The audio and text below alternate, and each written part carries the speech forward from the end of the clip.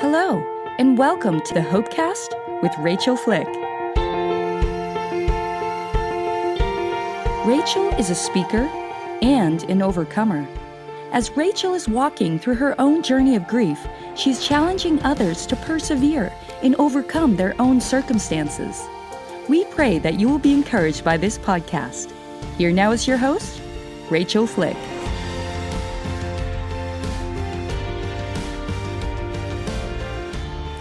Hey everybody, welcome back to this week's episode of the Hopecast with Rachael Flick.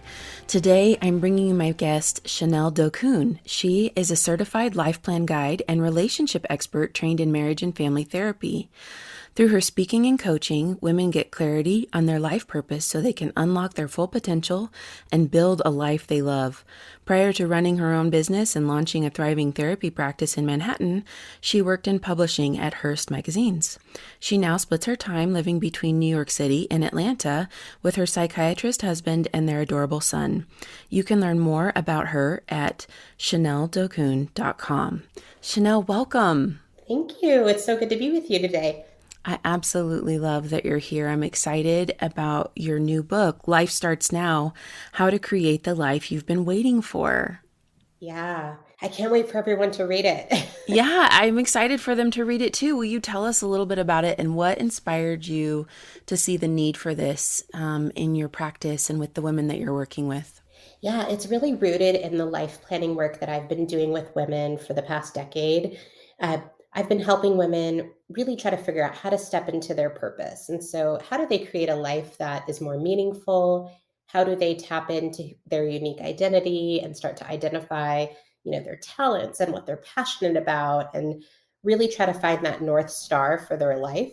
And so I've been doing that work one-on-one, and I thought this would be amazing if this process could get to more women so that they can do this in their own context, in their own pace. And so I'm excited for the book to be available so that it can be a real resource for women everywhere. I love that phrase, North Star. And that's been something in my own grief where I feel like I've lost mission and purpose and just going, God, what do I do? This isn't what I thought my life would look like. I'm lacking that grounding, that orientation. What does that look like for you in your life planning and coaching business? Yeah, I work with women a lot around that idea of shattered dreams, right? This is this vision that I had for my life, the way that things were supposed to go, quote unquote, supposed to go. Yep. And then we're confronted by the reality of what our experience has been. And there is a disorientation that happens there where we kind of wonder, who am I? What am I supposed to be doing? Is it possible for me to dream again? And so a lot of, my belief is that God kind of has something for us that's always true of us. No matter what the circumstances are, the particular context, there's a purpose that we live with. And so even when we experience those disappointments and those heartbreaks, I do think that core purpose is still active. And so this process is really about helping women tap back into what is that thing that has always been true of you? What have you always been here to do? And despite the things that you see presently that don't line up with the vision that you had for yourself, how are you still able to kind of get activated and implement that purpose in this new context? That's beautiful. Just with my own story, I have a lot of widows and people with loss that come to me and say, how do you make it through? How do you dream again? How do you turn on your heart after it feels like, just like you said, this is not at all what I had in mind?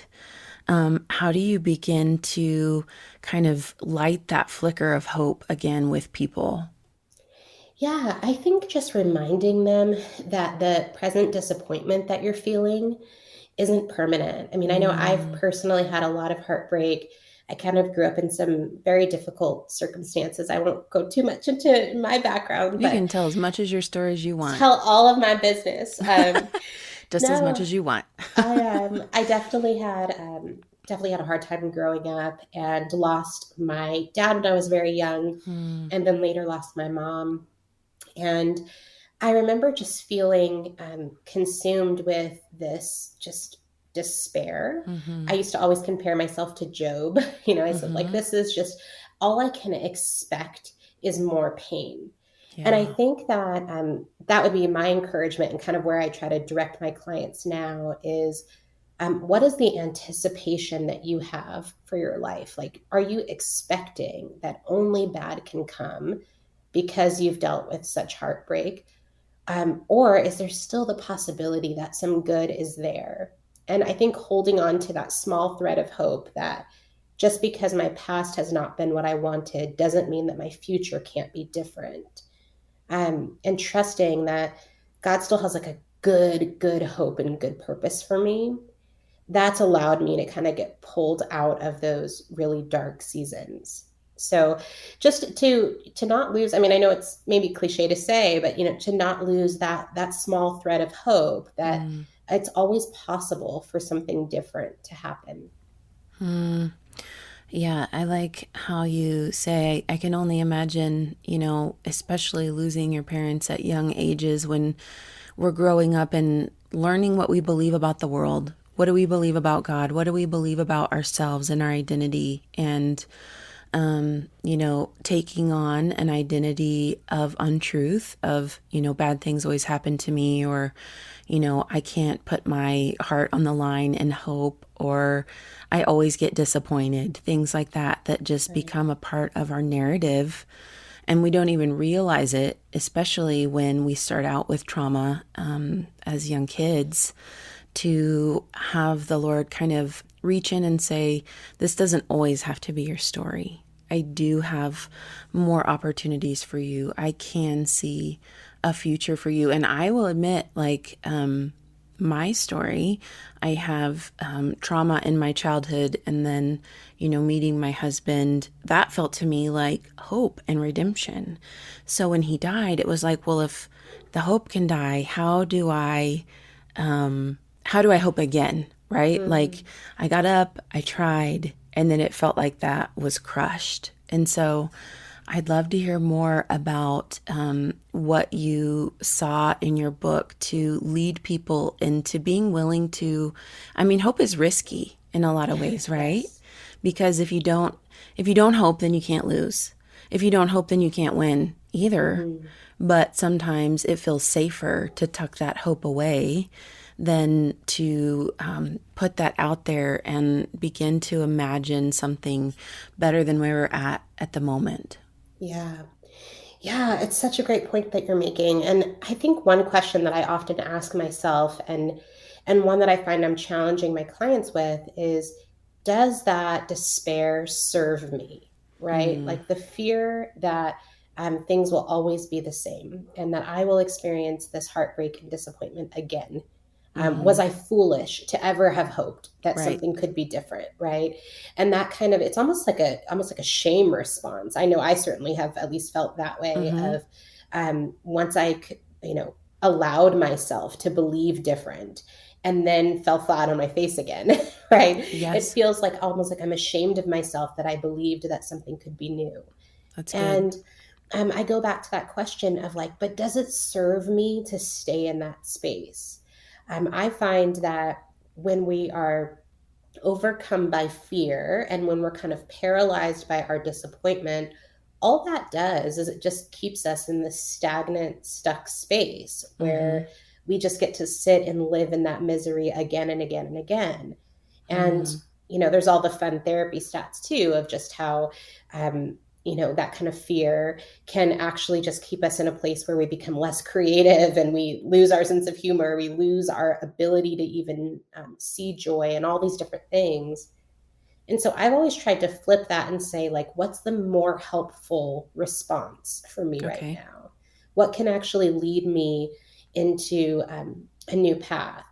And that's a lot of life starts now, is this idea of like, just we don't want to stay stuck, right? If I don't try anything different, if I don't attempt to take action, life isn't going to really bring me anything new or Mm, different that I can actually step into and that might be more in line with the life that I want. So I need to kind of own that life starts now. I need to own the idea that I can take steps forward and try to change my circumstances a little bit.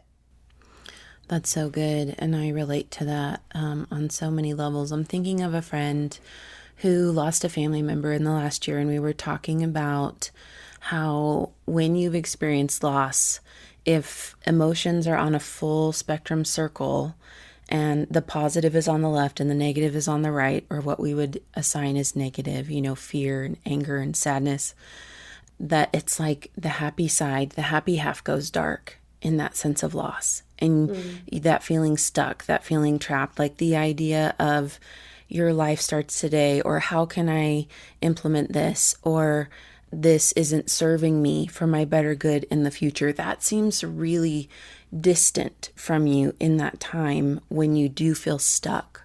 So what would you say to someone who's in that place and can't quite get the motivation to catch what you're saying, right? To like take this nugget, this opportunity that you're offering? How might you encourage them to step past that place where the positive, joyful, lighthearted place is just doesn't feel accessible to them right now? Yeah. I would say first, relieve some of the pressure for yourself to be in a happy, joyful, optimistic space, right?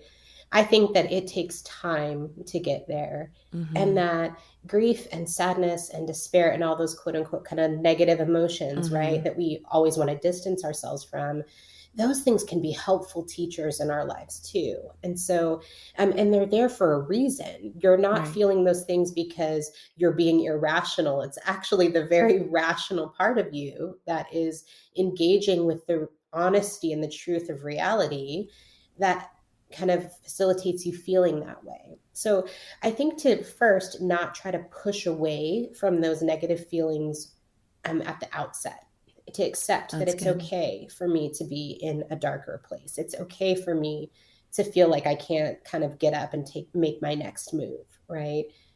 And then from there, I think once we're able to actually allow ourselves to be in a place that is maybe sad or maybe angry, I think then ask, like, what do I need? Like, what do I actually need right now? What is the comfort that I'm seeking? Mm, And I think, eventually I would hope that we would get to that place that's more optimistic and all of those things. But I think there's baby steps to that. I think it's those self-honoring actions that we take, those tiny, tiny moments that then lead us to a very different experience. It doesn't have to be this overnight, like we put on a happy face and just say, like, well, I know that, I'm supposed to be hopeful and life is going to be better. So let's just charge back out there. Right. right. So go slow with yourself and be gentle and gracious. That's good. And you're right. I mean, that grief has it has a job to work in you for the potential to expand your soul for the full range of emotion, and that at some point you may be able to care for one another, to comfort someone else with what you've experienced. And when you're in a painful season, I know that wasn't anything I wanted to hear. I was like, no, nope, not interested in grief as a teacher, not interested in pain and its purpose in my life. Right. But with perspective, looking back, I can see the wisdom of what you're saying, to give yourself time, to be gentle, to embrace that. One of the things in your writing, you said, if you're a woman of faith, you'll probably find that reclaiming the morning does help you reconnect to God. Something about the quiet and honest confrontation of the self helps us draw closer to God. He meets us in the quiet place. This is beautiful. He is the author of our lives, so it should be no surprise that in silence and solitude, we find He is calling us into our purpose. Tell me about what inspired you to help others connect in that space. Yeah, it's really rooted out of just the freedom that I found in these moments where I reclaim the morning. It was a practice that was born out of my kind of busy life in New York City. Mm, Everything felt loud and fast. And I think, honestly, I was running for a while from a lot of the dark things that had happened in my own past. It was easier just to press forward and to try to almost construct and try to architect a life for myself that I wanted in the mm, city. And along the way, because I was just trying to aggressively make a life for myself, I think Mm-hmm. that I ignored a lot of the things that I was feeling and some of the deeper longings that were there in my life. And so I had a pastor who had started this practice that he'd said, hey, why don't we just, New York is crazy at night. It's wild. It's like loud. Why don't we just Wow. make time for God early in the morning? And so it started off as a little bit of a religious practice. And then I recognized, yes, there's certainly an element of it that can be very spiritual. If I, wake up to spend time for prayer. I don't know if you remember the old school of our, morning devotionals and all of that we used Yeah. to do, right? Yep. Um, and so there is a space for waking up for prayer, waking up to read scripture, and kind of engage in some of those explicitly spiritual practices. But one of the things that was transformational for me is actually to wake up and to allow my voice to be the first one that I was hearing. Mm. That rather than racing into my day with the world telling me who I'm supposed to be, what I'm supposed to care about, what my priorities are supposed to be, kind of, wrapped around that day, to actually pause and to go, like, what is my heart saying to me? Like in the, Parker Palmer talks a lot about, letting our lives speak, right? So, like, when you let your life speak, what does it have to actually say to you? And I could do that in these quiet moments. And the beauty was that, then God would show up because he would be like, oh, yeah, I know that, right? I've been waiting Mm-hmm. for you to slow down enough to actually hear it. Yeah.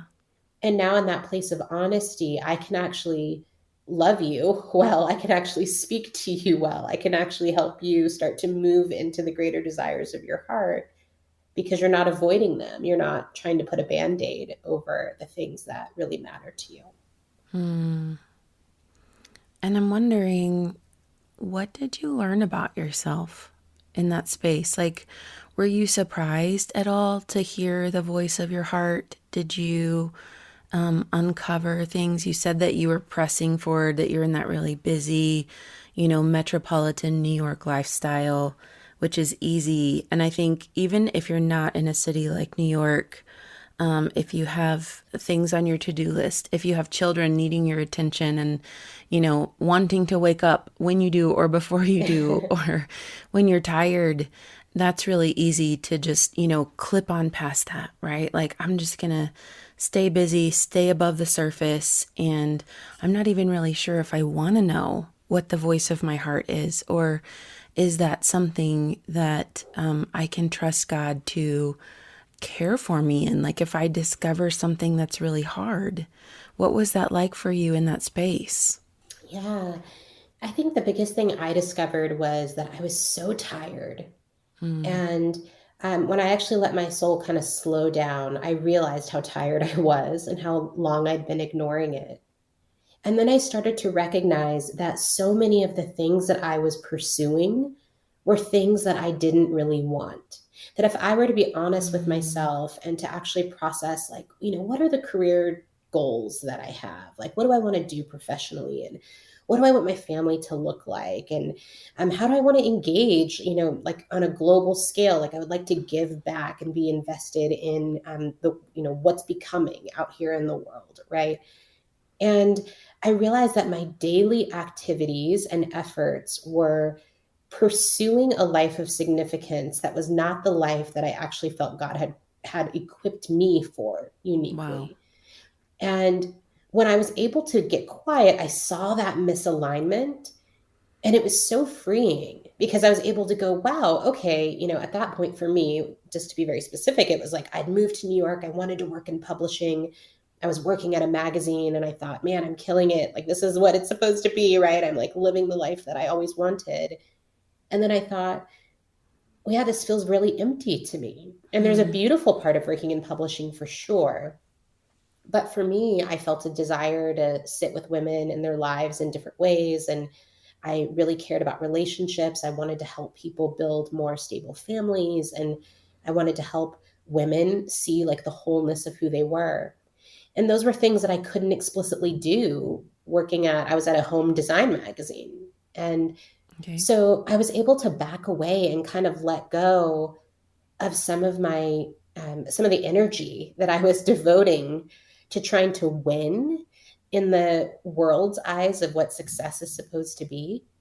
And I was able to redefine success for myself, redefine it in terms of who I actually am.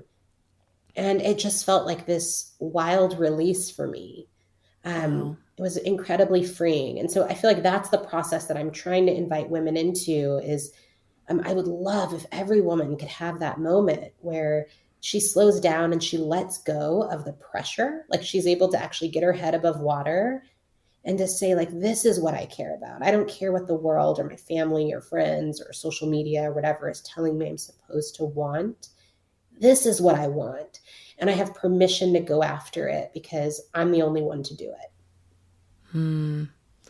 That's so good. So at that point, when you were learning this practice, did you have your training in marriage and family therapy already? I didn't, not when I first started the practice. And then I realized, hey, again, it's those small steps that we talked about earlier. I started to honor myself. What do I need now? What am I interested in now? And it was almost like this unveiling of, kind of the self-discovery. And so I started to press into, well, I think that I love writing about relationships. And so that's where I got started. I was writing about dating and writing about marriage, and people started sending me questions about their life. And I had some spiritual discernment and common sense. And so I felt like I was giving people fairly good advice. But I thought, well, I should be better trained for this. So Okay. I pursued a degree in marriage and family therapy. And from there, again, following those little breadcrumbs of what do I need and what would honor me now. And I saw, oh, I do love doing relationship therapy. Like that's great. I love high conflict couples and helping them get out of those things, That's awesome. destructive cycles. But I realized, it starts with the individual, and I want to help women to be whole with or without a partner. And I want them to know that their life matters with or without a partner. So I was able to kind of move into this life planning space and get certified to do that. And that's kind of how I ended up where I am now. I love that. So this actually gave you the opportunity to uncover dreams and desires that you weren't aware of in yourself at the time, and even redirected future education and goals and business ventures and things like that. That's really big. Yeah. Yeah. And to say that it's enough, right? I think Mm-hmm. that's one thing that women, we often, I think everyone does this, but I think women in particular, we can diminish the longings that we have. Mm-hmm. Or we think that, there's no way I would be capable of something like that. But that's because we're, inexperienced at that point, and it's okay to gain the experience and to gain the training or whatever it is to move into the space where you'd like to go. And so as I just kind of put one foot in front of the other, I was able to get more confidence, and the vision of where I was headed started to become clearer and clearer.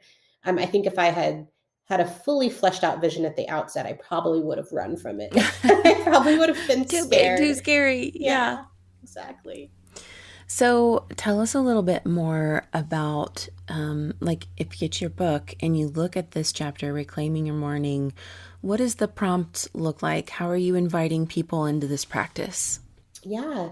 So it's a few steps. So the first thing is really reclaiming the morning starts the night before. Mm. So it's how do you actually create a wind down routine and actually slow down enough so that you can get to bed and actually rest. You don't have to be part of the 5 a.m. club. So the goal is not for Oh, you to good. like I'm so wake up not the 5 early. a.m. club. No, no, no, no. And especially, if you're a parent, or you have roommates or you have a spouse or, just another person that's around you, it can be really tough when you're trying to take into account other people's schedules and Mm-hmm. how that can impact you in the morning, right? So it's making an effort to get enough sleep the night before. You don't have to wake up early, but it's about waking up with intention and Mm. kind of creating a sacred space for yourself that first 30 minutes of your day. And so getting to a place where you can be quiet. I do stream of consciousness journaling. I prefer that because I think that it's a great practice just to kind of go like, well, what is my heart telling me? And so I'll write for 30 minutes and just see what comes out on the page. Can you And define stream of consciousness journaling as opposed yeah. to another kind? Yeah, so another kind of journaling might be something that's more directed. Probably Okay. the thing that we're most familiar with is things like gratitude journaling, right? Mm, Where you'll say, like, list 5 things that you're thankful for today. mm, Something like that, that it's very intentional. And I have found that for me, that does not work. And for a lot of my clients, it doesn't work for the purposes of this practice. And the reason why is that usually triggers like a productivity sort of mm. side of ourselves. It becomes something that we're trying to check off the list. Did I Yeah. get my 5 things? Um, or was I able to, write out my to-do list for the morning or something like that? And this practice is really about allowing yourself to be in more of a quiet, meditative, observant state where you're actually just paying attention to yourself and your life. And so, stream of consciousness is really just writing whatever comes to mind. I don't Right. go in with a major intention. I just start writing about whatever I think about. If I can't come up with something, I'll just say, I'm writing, I'm writing, I'm writing until Mm-hmm. something else starts to come out. Really, you'll just like get your hand moving. Like, Yeah. okay. Yeah. And then follow where it goes. And, sometimes I end up writing about the anxieties that I have for the day. Mm, Sometimes it's, I have a little boy, and so I'll be writing about things that I'm concerned about with him. A lot of times it's my clients. There's somebody that was on my heart that I'm thinking about them still and trying to problem solve. Like, how do I, make some sort of intervention in their life that would be helpful? So I'll write about lots of different things from my childhood that I'll notice. That's a lot of where the book actually came from. I noticed that I was writing about my mom a lot, mm. and my mom had never really gotten to live out her life purpose. And so I was like secondhand grieving for her and That's her so interesting. loss of her life. And I started thinking, man, I don't want other women to feel this way. And so I started processing that on the page. And eventually I realized, oh, yeah, when you were a little girl, you wanted to write a book. And Mm. this is always something you've longed for. And what would it look like for you to honor that? And so This I is for kind of, your mom. Your mom always wanted to write a book? yeah, well, we Okay. both did. My mom wanted Mm. to, and I did also. And I'd And was that ignore a way it. that you connected with her and her memory and your love for her? Absolutely. Yeah, she was an avid reader. She always had a book with her. And it was her escape. We talked about Mm, trauma earlier.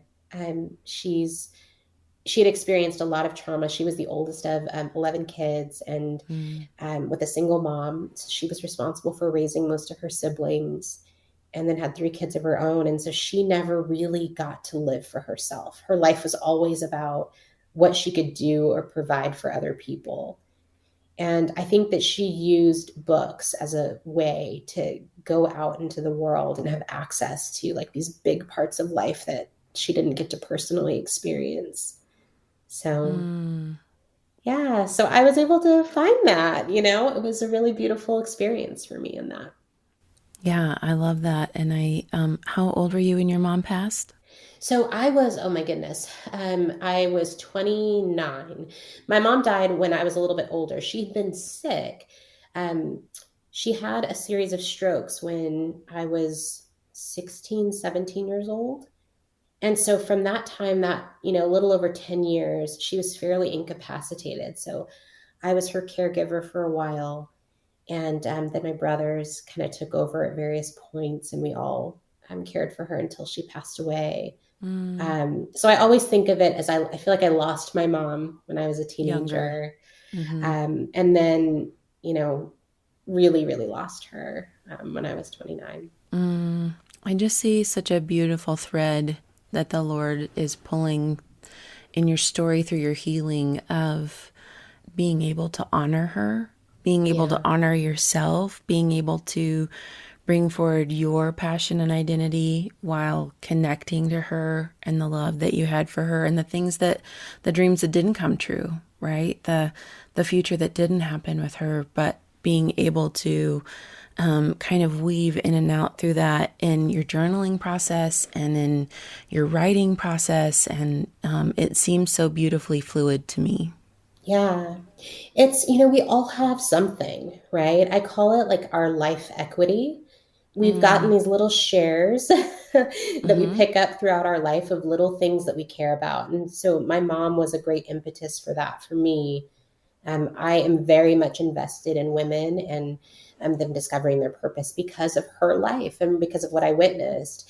But I'm sure for you, there's all these little shares that you've collected through Mm-hmm. the years of things that have Yeah. impacted you. And there's a way that you are going to pour that out. I mean, you already are, but you'll continue to pour Yeah. that out through the years. And I think it's just getting to that place where we are able to be aware of it, where we Mm-hmm. know our stories, and we're allowing ourselves to experience like the redemptive aspects of those stories because there's pain there, of Mm-hmm. course. um, but I think the redemptive side of what happened with my mom is that I now get to, look other women in the eye and say, like, no, your life matters. What you want matters. You have an identity outside of your family. You have an identity outside of, what you can do for others. And so for me to be able to kind of pass that message along feels like I get to help kind of in the redemption of her story every day, which is really wonderful. Yeah, that's beautiful. And I can see that, like, that she gave so much with her siblings and her family, and then with her children and with you and your siblings. And I can see too that I noticed when I lost my husband that I felt like I'd given so much into my family and my children that I wasn't exactly sure how to dream, to be creative, to even value my heart at the top of the list because, having young children and keeping the home running and taking care of those things can be so consuming, right? Like they just Yes. little need machines that you can pour into, and I'm seeing that now, like at 11, that they're beginning to show some of the fruit of that investment. But when they're little, it's just like all hands on deck, just survive, keep them from killing themselves, and don't let them smear sunscreen into the couch if you can help it, right? Like That's a bonus. that's a bonus. And so I know, like, I worked with mothers of preschoolers a lot, and for the moms to see, like, oh, this is something that I'm good at, or this is where my heart is, or this is a dream that I had that hasn't come to fruition, for you to invite them into that awareness, to offer the opportunity to even just sit with that in the quiet place with the Lord, like maybe not having any idea of how that could possibly come to pass because, like you said, it seems too big or inaccessible. Like if you've seen your whole dream in advance, you'd be like, nope, nope, can't do it. That's too Right. much. But that these little investments, I love that, to set your, night to get your morning. Like I can just work up until I go to bed. And then I'm kind of like, I want to say like frenzied in my mind. Like when people talk about laying there and like your mind is like in the to-do list space, Yes. instead of the shutting down, relaxing space. I can relate to that a lot. And so to be intentional the night before for the morning, to have the capacity for that is very wise and very intentional. Chanel, I love just the premise of your book and your voice and what you're bringing to this message. And I want people to be able to connect with you. Where can they find you? Yeah, so they can definitely visit my website, Chanel, just like the perfume, Chanel, Dokun, which is Dokun. So they can go to chaneldokun.com. I am, a therapist and author and all those things, but I am like a real person who Mm, I really love connecting with real women. And so there's a space there where they can always contact me and get the book. I mean, I think Life Starts Now. It's available basically wherever books are sold. You can get it on your Kindle or get your audiobook version if you'd like that. And I would love to pop in your ear and just be someone that can help encourage this part of your life because I think that, there's so much out there. This is a hard and intimate process, and it's nice to know that you're not in it alone. So, pick up the book, but also feel free to reach out directly. And I'd love just to connect with you and encourage you as you kind of discover these truths for yourself. I can feel that. And you said pop in your ear, did you record your Audible version of your book? Yes, I did. Yeah, you have a beautiful voice, so I think that would be a gift to people to listen Oh, to you read it thanks. to them. Absolutely. Everybody, ChanelDokun.com, and go check out her book and follow her work. Just some beautiful opportunities and invitations that she is offering for you. And I think that there can be some beautiful rebirth and growth in that. And she shares that through her own story as well. Everybody, if this podcast, if this episode has blessed you, if you know of a friend that would enjoy or needs to hear the message of this, would you share that and push the message of hope? Be a hope peddler with me further out into the world. And would you rate, review, and subscribe to the Hopecast? That also helps push that message of hope out there. Everybody, this has been the Hopecast with Rachael Flick. You've been listening to the Hopecast with Rachael Flick. To find out more, go to rachelflick.com. While there, you can discover more information about all of the platforms that this podcast is on. If you listen to the show on Apple Podcasts, we would appreciate if you would subscribe and leave us a review. Also, another great way to stay informed with the Hopecast is to follow Rachael on Facebook, Instagram, YouTube, and Twitter. Just click on the social media icons at the top of the page and you'll be directed to Rachael's social media sites. While you're online, you can book Rachael for your next speaking engagement. Her inspiring message will sure to engage and touch the heart of your audience at your next conference, church event, or business function. Go to rachelflick.com to book her today. Well, that's all the time we have for this episode. Thanks for joining us, and we will see you next time for another edition of the Hopecast with Rachael Flick.